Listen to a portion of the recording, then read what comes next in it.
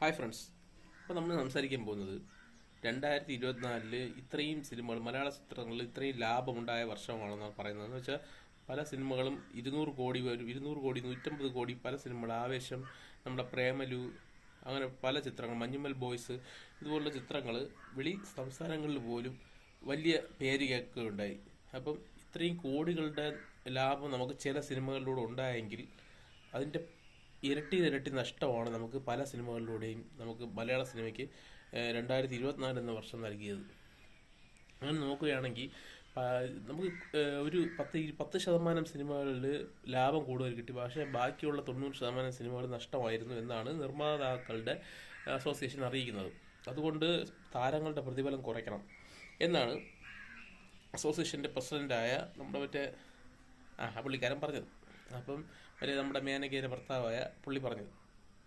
അപ്പം എന്തുകൊണ്ടായിരിക്കും ഇത്രയും മലയാള സിനിമകൾ വൻ ലാഭമുണ്ടാക്കുകയും പല സംസ്ഥാനങ്ങളിൽ പോലും മലയാള സിനിമയ്ക്ക് കളക്ഷൻ ഉണ്ടാവുകയും തമിഴ്നാട്ടിൽ മഞ്ഞുമൽ ബോയ്സിന് ഏകദേശം അവിടുത്തെ ചിത്രങ്ങൾ കളക്ട് ചെയ്യുന്ന ലെവലിൽ പോലും ഒരു 80-84 കോടി രൂപ വരെ തമിഴ്നാട്ടിൽ നിന്നും കേരളത്തിനേക്കാളും കൂടുതൽ കളക്ട് ചെയ്യാൻ സാധിച്ചു. അങ്ങനെ പ്രേമലുവിന് ഇതിവിടെ ആന്ധ്രയിലൊക്കെ പ്രേമലുവിനും നല്ല രീതിയിലുള്ള റെസ്പോൺസ് ഉണ്ടായി. ഇപ്പം എന്താ മാർക്കോ ഹിന്ദിയിലും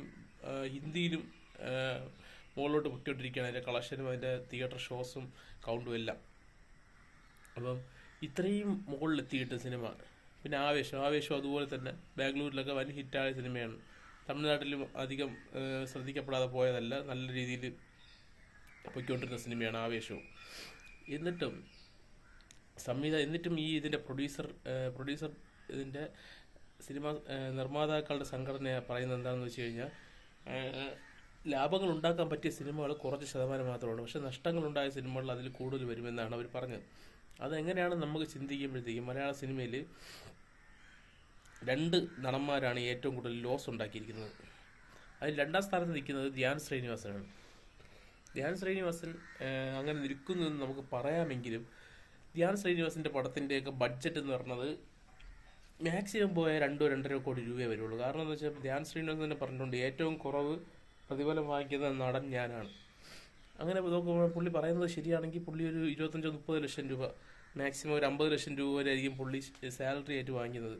അങ്ങനെ നോക്കുമ്പോൾ ആ പടം 2-2.5 കോടി രൂപ വെച്ച് ക്ലോസ് ചെയ്യാൻ പറ്റുന്നുണ്ടായിരിക്കും. മാക്സിമം 3 കോടി ആ സിനിമ പൂർത്തീകരിക്കാൻ 3 കോടി രൂപ വെച്ചാൽ പുള്ളി ഒരു 10ഓളം ചിത്രങ്ങൾ സിനിമ അഭിനയിച്ചിട്ടുണ്ട് 2024. മറ്റേ സൂപ്പർ സിന്ദഗി, പാർട്ട്നേഴ്സ്, അങ്ങനെയൊക്കെ കുറേ വ്യാസ സിനിമകൾ അഭിനയിച്ചിട്ടുണ്ട്. അതിൻ്റെ കൂടെ തന്നെ നമ്മുടെ മലയാളി ഫ്രം ഇന്ത്യ എന്ന് പറഞ്ഞ സിനിമയും പരാജയം രുചിച്ച സിനിമയാണ്. അത് കുറച്ച് ബഡ്ജറ്റ് കൂടിയ സിനിമയാണ്. ഇങ്ങനെ നോക്കിയാലും ഒരു 40-45 കോടി രൂപയോളം നഷ്ടം വരുത്താൻ സഹായിച്ച ഒരാളാണ് ധ്യാൻ ശ്രീനിവാസൻ. നമുക്ക് മലയാള സിനിമ 2024 കണക്കെടുക്കുമ്പോൾ നമുക്ക് പറയാൻ സാധിക്കും. എന്നാൽ 1ാം സ്ഥാനത്ത് നിൽക്കുന്നത് ആരാണ് എന്ന് നോക്കിയാൽ നമ്മുടെ മലയാളത്തിൻ്റെ മഹാനടൻ, മലയാളത്തിൻ്റെ ലാലേട്ടൻ.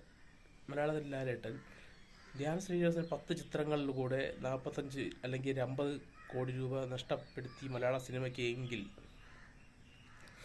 നമ്മുടെ ലാലേട്ടൻ നഷ്ടപ്പെടുത്തിയത് ഒരു സിനിമ, നമ്മുടെ മലൈക്കോട്ടെ വാലിബൻ എന്ന് പറയുന്ന സിനിമ 60 കോടി രൂപ ബഡ്ജറ്റ് എന്നാണ് ആർക്ക് ഇൻ്റർനെറ്റിൽ സെർച്ച് ചെയ്ത് നോക്കിയാലും കാണാൻ സാധിക്കുന്നത്. അതിൻ്റെ കളക്ഷൻ വേൾഡ് വൈഡ് നോക്കിയപ്പം 30 കോടി രൂപയാണ് കാണിക്കുന്നത്. അത് 30 കോടി കളക്ട് ചെയ്തിട്ടുണ്ടോ ഇല്ലയെന്ന് ഞാൻ ഇനി അന്വേഷിക്കാൻ പോകുന്നില്ല. ഞാൻ 30 കോടി തന്നെ വയ്ക്കാം. നമുക്ക് 30 കോടി തന്നെ കിട്ടിയെന്ന് കണക്ക് കൂട്ടാം. ആ സിനിമ എങ്ങനെയാണ് ആൾക്കാർ സ്വീകരിച്ചതെന്ന് നമുക്ക് എല്ലാവർക്കും അറിയാവുന്നതാണ്. എന്നാലും നമുക്ക് 30 കോടി രൂപ കളക്ട് ചെയ്ത് തന്നെ വയ്ക്കാം. മാക്സിമം അവർ പറയുന്നത് നമ്മൾ സമ്മതിച്ചു കൊടുക്കുകയാണ്. 30 കോടി രൂപ കളക്ട് ചെയ്താൽ പ്രൊഡ്യൂസറിന് എത്ര രൂപ കിട്ടും? ഒരു 15 കോടി രൂപ കിട്ടും എന്ന് നമുക്ക് വയ്ക്കാം. പകുതി കിട്ടുമെന്ന് തോന്നുന്നില്ല, എന്നാലും നമുക്ക് പകുതി വയ്ക്കാം. 15 കോടി രൂപ പ്രൊഡ്യൂസറിന് കിട്ടും. അതിൻ്റെ ബഡ്ജറ്റ് 60 കോടി രൂപ. അങ്ങനെ നോക്കുകയാണെങ്കിൽ പോലും 45 കോടി രൂപ ആ ഒരു സിനിമയെ മാത്രം നഷ്ടം വരുത്തി. അതായത് ധ്യാൻ ശ്രീനിവാസൻ ഈ 10 ചിത്രങ്ങളിൽ നിന്ന് വരുത്തിയ നഷ്ടം ഒറ്റ സിനിമയിലൂടെ ലാലേട്ടൻ അതിനെ കവർ ചെയ്തിരിക്കുകയാണ്. ഇനിയും ചിലപ്പം ധ്യാൻ 1-2 സിനിമകൾ അഭിനയിച്ച് കഴിഞ്ഞാൽ, അല്ലെങ്കിൽ ധ്യാനിൻ്റെ സിനിമ ആഴ്ചയിൽ റിലീസുണ്ട്, അങ്ങനെ നോക്കിക്കഴിഞ്ഞാൽ ലാലേട്ടനെ ചിലപ്പോൾ കവച്ച് വയ്ക്കാനുള്ള സാധ്യത ധ്യാനിന് കാണുന്നുണ്ട്. എന്നുള്ള സാഹചര്യത്തിൽ ലാലേട്ടൻ ഇറങ്ങിക്കളിക്കുകയുണ്ടായി. 2024 അവസാന വെള്ളിയാഴ്ച അവസാന വ്യാഴാഴ്ച ഇറക്കിയ സിനിമയാണ് ബറോസ്. 150 കോടി ബഡ്ജറ്റാണെന്ന് അതിൻ്റെ മാർക്കറ്റിംഗ് ഹെഡ് തന്നെ പ്രസ് മീറ്റിൽ സമ്മതിച്ച കാര്യമാണ്. ഇനി അവർ ചിലപ്പോൾ സമ്മതിക്കണമെന്നില്ല. അവർ 30 കോടിയോ 25 കോടിയോ, ഫാൻസുകാർ ഇപ്പോൾ 5 കോടിയിലൊക്കെയാണ് പിടിച്ചിരിക്കുന്നത്. അപ്പോൾ 150 കോടിയാണെന്ന് അതിൻ്റെ മാർക്കറ്റിംഗ് ഹെഡ് തന്നെ വെളിയിൽ വന്ന് പറഞ്ഞതാണ്. അപ്പം ആ ഒരു ചിത്രം 150 കോടി രൂപ നമ്മൾ മാക്സിമം ഇപ്പോൾ ഒരു 10 കോടി രൂപ 12 കോടി രൂപ ആയിട്ടുണ്ട്. നമുക്ക് മാക്സിമം അതിനൊരു 20 കോടി രൂപ കിട്ടുമെന്ന് വയ്ക്കാം. കിട്ടൂല, അത് 15 കോടി താണ്ടൂല. ഞാൻ അത് ഇറങ്ങുന്നതിന് തലേദിവസം തന്നെ ഞാൻ വീഡിയോ ഇട്ടിട്ടുണ്ടായിരുന്നു. അത് എങ്ങനെയാണ് ഓടാൻ പോകുന്ന സിനിമയെന്ന് ഞാൻ അത് ഇറങ്ങുന്നതിൻ്റെ തലേദിവസം തന്നെ ഇട്ടിട്ടുണ്ടായിരുന്നു. അത് 15 കോടി താണ്ടൂല. അഥവാ താണ്ടി നമ്മൾ മാക്സിമം 20 കോടി വെച്ചു. 20 കോടി വെച്ചാലും നമ്മൾ ഇന്നലെ പറഞ്ഞതുപോലെ 10 കോടി രൂപ പ്രൊഡ്യൂസറിന് കിട്ടും. പ്രൊഡ്യൂസർ എന്ന് വെച്ചാൽ നമ്മുടെ ആൻ്റണി പെരുമ്പാവൂർ അല്ലെങ്കിൽ നമ്മുടെ ആശീർവാദ് സിനിമാസ്, മോഹൻലാലും കൂടെ പാർട്ട്ണറായിട്ടുള്ള സിനിമ. അങ്ങനെ നോക്കുമ്പം ബാക്കി 140 കോടി രൂപ ഒറ്റ ചിത്രത്തിലൂടെ ലോസ് അടിച്ച് മറ്റേത് 185 കോടി രൂപയുടെ നഷ്ടം ലാലേട്ടൻ ഉണ്ടാക്കി വെച്ചു. കാരണം ഇനി ആരും എന്നെ കവർ ചെയ്യാൻ പാടില്ല, നഷ്ടത്തിൽ എന്നെ ആരും കവർ ചെയ്ത് കയറാൻ പാടില്ല.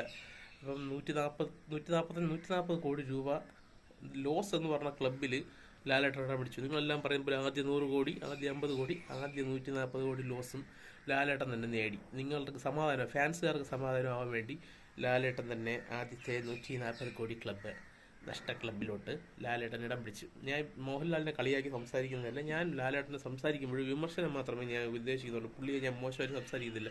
പുള്ളി ഇനിയും മുകളിലോട്ട് കയറി വരണം. പുള്ളിക്ക് അതിനുള്ള എല്ലാ ത്രാണിയും മലയാളത്തിലുണ്ടെങ്കിൽ ചിലപ്പോൾ മലയാളത്തിൽ ഒരു കണക്ക് നോക്കിക്കഴിഞ്ഞാൽ മാർക്കറ്റ് വെച്ചിട്ട് മമ്മൂട്ടിയെക്കാളും മുകളിൽ നിൽക്കുന്ന ഒരു നടനാണ് മോഹൻലാൽ എന്ന് പറയുന്നത്. എന്നാൽ ഒരു 5-6 വർഷമായിട്ട് പുള്ളി ആദ്യമൊക്കെ മാസ് കാണിക്കാൻ വേണ്ടി കുറേ സിനിമകൾ ചെയ്തു.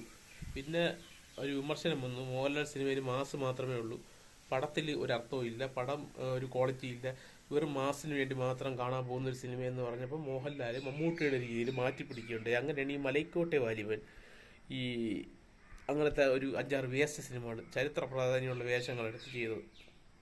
അതെല്ലാം അമ്പേ പരാജയമായിരുന്നു. അങ്ങനെ നമ്മൾ അതുപോലെ പറയാൻ വന്നത് 2024 എന്ന് പറയുന്ന വർഷത്തിൽ ലാലേട്ടൻ മലയാളത്തിലെ ഏറ്റവും ടോപ്പ് നഷ്ടം വരുത്തിയ നടന്മാരിൽ ഫസ്റ്റ് ലാലേട്ടനായിരിക്കുകയാണ്. 2ാം സ്ഥാനം ധ്യാൻ ശ്രീനിവാസന് നമുക്ക് ചിലവ് പറയാൻ സാധിക്കില്ല. കാരണം 10 സിനിമകളിലൂടെ ചിലപ്പോൾ 40-45 കോടി രൂപയാണ് നഷ്ടം വരുത്തിയത്. അങ്ങനെ നോക്കുകയാണെങ്കിൽ മലയാളത്തിൽ റിലീസ് ചെയ്ത നമുക്ക് സിനിമകൾ നോക്കിയാൽ അതിന് മുകളിൽ ചിലപ്പോൾ നഷ്ടം വരുത്തിയാൽ ചിലപ്പോൾ 2-3 സിനിമ അഭിനയിച്ചുള്ളൂ എങ്കിലും അതിനേക്കാളും കൂടുതൽ നഷ്ടം വരുത്തിയ നടന്മാർ ചിലപ്പോൾ കാണും. പക്ഷെ നമുക്ക് നമ്മുടെ ഇന്നത്തെ കണക്ക് വെച്ച് നമുക്ക് നോക്കുമ്പോൾ 1 ലാലേട്ടൻ, 2 ധ്യാൻ ശ്രീനിവാസൻ, ഇവർ രണ്ടുപേരും മലയാള സിനിമയ്ക്ക് ഉണ്ടാക്കിയ നഷ്ടമാണ് 2024 എന്ന് പറയുന്ന വർഷത്തിൽ മലയാള സിനിമയ്ക്ക് ഉണ്ടായ ഹ്യൂജ് ലോസ്. കാരണം രണ്ടുപേരും കൂടെ ചേർന്ന് ഏകദേശം 250 കോടി രൂപയുടെ നഷ്ടം ലാലേട്ടനും ധ്യാൻ ശ്രീനിവാസനും ഉണ്ടാക്കിയതിൽ 200 കോടി രൂപയ്ക്കടുത്ത് മോഹൻലാൽ 50 കോടിക്ക് വെളിയിൽ അല്ലെങ്കിൽ 50 കോടിക്കകത്ത് ധ്യാൻ ശ്രീനിവാസനുമാണ് മലയാള സിനിമ 2024 നഷ്ടം വരുത്തി വെച്ചിരിക്കുന്നത്. അപ്പോൾ ഈ വീഡിയോ ചെയ്തത് ഇങ്ങനെ ഈ ഒരു കാര്യം പറയാൻ വേണ്ടിയാണ്. അപ്പം നിങ്ങൾക്ക് ഇതിനകത്ത് പല അഭിപ്രായങ്ങൾ കാണും. ഇപ്പം 5 കോടി രൂപയുടെ ബെറോസിൻ്റെ ബഡ്ജറ്റ് 12 കോടി രൂപ കിട്ടി, അതിൽ 6 കോടി രൂപ ഇതിൽ കിട്ടി, 1 കോടി രൂപ പ്രോഫിറ്റാണ് എന്ന് പറയുന്നവർക്കൊന്നും പറയാനില്ല. മോഹൻലാൽ ഫാൻസിന് ഇപ്പം അങ്ങനെയൊക്കെയാണ്. അപ്പോൾ നമ്മളിപ്പോൾ എന്തെങ്കിലും സംസാരിക്കുകയാണെങ്കിൽ നമ്മൾ മോഹൻലാലിനെ വിമർശിക്കുകയാണ്. വിമർശിച്ചാൽ മോഹൻലാൽ നന്നാവണം എന്നുള്ള ആഗ്രഹത്തോടു കൂടിയാണ് ഞാൻ വിമർശിക്കുന്നത്. എനിക്ക് ലാലേട്ടൻ്റെ നല്ല സിനിമകൾ ഇഷ്ടമാണ്. നേരൊക്കെ ഞാനും തിയേറ്ററിൽ പോയി കണ്ട സിനിമയാണ്. അതിനെക്കുറിച്ചൊന്നും ആരും വിമർശിച്ചിട്ടില്ല. നമുക്കൊരു മരുഭൂമി പെയ്ത ഒരു ചെറിയ മഴയെന്ന് പറയാൻ പറ്റുള്ളൂ, അത് വലിയ മഴയല്ല. അങ്ങനെയുള്ള സിനിമകൾ വരണം എന്ന് ആഗ്രഹിക്കുന്ന ഒരാളാണ് ഞാൻ. അപ്പോൾ ലാലേട്ടൻ്റെ സിനിമ നല്ലത് വന്നാൽ നല്ലതെന്ന് തന്നെ പറയും. അപ്പം നമുക്ക് ദൃശ്യം 2 എന്ന് പറഞ്ഞ സിനിമ OTTയിൽ വന്നില്ല, അത് തിയേറ്ററിലാണ് വന്നിരുന്നെങ്കിൽ അത് മലയാള സിനിമ ഇട്ട എല്ലാ റെക്കോർഡുകളും മറികടക്കാൻ സാധ്യതയുള്ള ഏക സിനിമ എന്ന് വെച്ചാൽ 500 വയസ്സൊന്നും ഒന്നുമല്ലാത്ത രീതിയിലാവുമായിരുന്നു ദൃശ്യം 2 തിയേറ്ററിൽ വന്നിരുന്നെങ്കിൽ എന്ന് വിശ്വസിക്കുന്ന ഒരാളാണ് ഞാൻ. അപ്പം നിങ്ങളുടെ അഭിപ്രായം നിങ്ങൾക്ക് കമൻറ്റ് ബോക്സിലിടാം. മോശമായിട്ടുള്ള രീതിയിൽ കമൻറ്റ് ബോക്സിലിടുന്ന ആൾക്കാരുണ്ട്. നിങ്ങൾക്ക് ഞാൻ പറയുന്ന ഫാക്റ്റിൽ എന്തെങ്കിലും ഇതുണ്ടെങ്കിൽ നിങ്ങൾക്ക് അങ്ങനെ വിമർശിക്കാം. അല്ലെങ്കിൽ വിമർശിക്കുന്നതിനൊരു ഭാഷയുണ്ട്. ഞാനിപ്പോൾ മോഹൻലാലിൽ എൻ്റെ സിനിമകൾ പരാജയപ്പെട്ടു 2024 പരാജയപ്പെട്ടു എന്ന് പറയുന്നു. അത് പരാജയപ്പെട്ടു അതുകൊണ്ടാണ് പറയുന്നത് എന്ന് മനസ്സിലാക്കാതെ മോഹൻലാലിനെ ഞാൻ അധിക്ഷേപിച്ച് സംസാരിക്കുന്നില്ല. ഒരു വീഡിയോയിൽ മോഹൻലാലിനെ അധിക്ഷേപിച്ച് സംസാരിക്കുന്നില്ല. മോഹൻലാൽ ചെയ്ത കാര്യങ്ങൾ ഇനി മോഹൻലാൽ അത് ചെയ്യാൻ പാടില്ല. അത് വിമർശിക്കണം. വിമർശിച്ചാൽ മാത്രമേ ഒരു നടനെ നമുക്ക് ഇത്രയും മികച്ച ഒരു നടൻ അല്ലെങ്കിൽ ഈ നമ്മുടെ മലയാള സിനിമ പിറന്നതിൽ വെച്ചിട്ട് ഏറ്റവും മികച്ച നടനെന്ന് നമുക്ക് ഉറപ്പിച്ച് പറയാൻ സാധിക്കും. അങ്ങനെ ഒരു നടനെ നമുക്ക് നഷ്ടമായിക്കൊണ്ടിരിക്കുന്ന സാഹചര്യത്തിൽ നമ്മൾ പുള്ളി വിമർശിച്ചാൽ മാത്രമേ പുള്ളി നല്ല സെലക്ഷനും നല്ല സ്ക്രിപ്റ്റും കൊണ്ടുവന്ന് നമുക്ക് മലയാളികളെ വീണ്ടും ഞെട്ടിക്കുകയുള്ളൂ എന്നാണ് എനിക്ക് പറയാനുള്ളത്. അപ്പം നിങ്ങൾക്ക് കമൻറ്റ് ബോക്സിലിടാം എന്തെങ്കിലും ഉണ്ടെങ്കിൽ. ഓക്കെ, നന്ദി, നമസ്കാരം.